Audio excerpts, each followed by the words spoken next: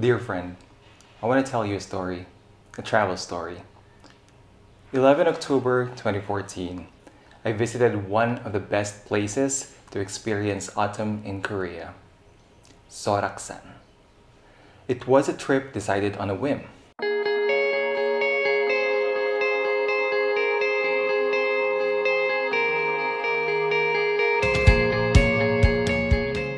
I was on a roll, traveling almost every weekend during summer and at the start of autumn.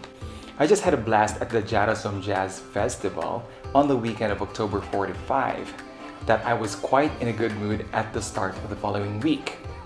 Then on a Thursday, I even hiked with Toastmaster friends as it was a holiday.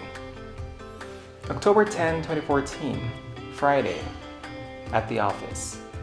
I received a Kakao message. It's from the same friend who I just hung out at the music festival.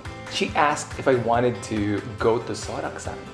The autumn colors were peaking and the weekend could just be the best time to hike with a good weather forecast. And there was still a few seats left in the bus. I was thrilled. I thought about it for a sec, then said, sure. I couldn't help her with booking and stuff. I just told her to let me know the details and we'll settle the finances on the day.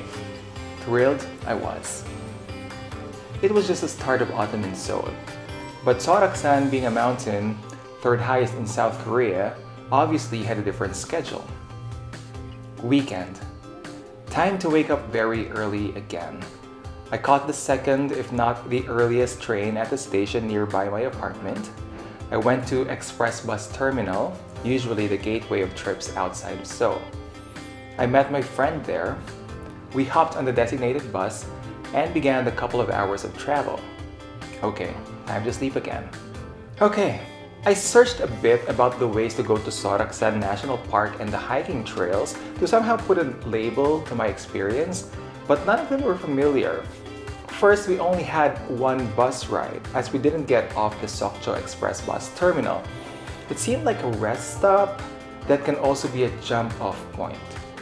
We didn't go to the typical entrance of Seoraksan National Park. The hiking trail we took was different from the ones I found in the internet. Arriving at this cloudy rest stop / jump-off point, we headed to the toilet first. Then we had a quick bite at the store. I also drank coffee for a boost and a bit of warmth. Okay, time to hike. There were already a number of people hiking, and this being Korea, you would see a myriad of colorful hiking outfits. It's still cloudy when we started, but around 9 a.m., the sun was out in our location. And even past the golden hour, the sunlight on the foliage hits different. From time to time, we had to stop not because we're tired, but because of a few viewpoints like Mr. Bogus Rock. And sometimes it's just the queue as many people were hiking. One portion was especially a bottleneck for the hikers. It's a rocky, uneven trail that slowed everybody down. My friend uttered as she slipped on one of the rocks. So there's a reason to be careful in that section. 5 hours since our jump off, we arrived at a campsite. It was 1:30 p.m. already, and we decided to stop and have lunch. My friend took out ramyeon. I got us some garlic beef and mushroom that I cooked the night before. That's the extra effort I did to compensate for my lack of help in the itinerary due to my ignorance in the Korean language. The small dish went well with the noodle soup. We stayed a bit more to rest and appreciate the view. A sea of clouds. The summit isn't far from this location. 20 minutes after, we got to the peak, 1,700 meters above sea level, or Daechongbong Peak. We spent a few minutes to appreciate the view again. We were at the top of Seoraksan. We initially thought of foregoing the obligatory photo op with the rock signage due to the queue, but it quickly cleared up after a few minutes of marveling at the view, so we grabbed the chance. We savored that moment some more, then we started our way down. we were headed off to the other side. So we did a traverse of Seoraksan. I could not quickly see that route talked about in English blogs or websites.